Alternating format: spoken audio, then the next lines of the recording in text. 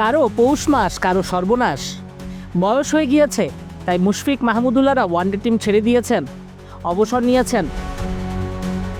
অন্যদিকে শামীম পাটোয়ারিদের এখন আনন্দের সময়, চিল করার সময়। আবারও জাতীয় দলে হাতছানি দিচ্ছে সেই জায়গাটা।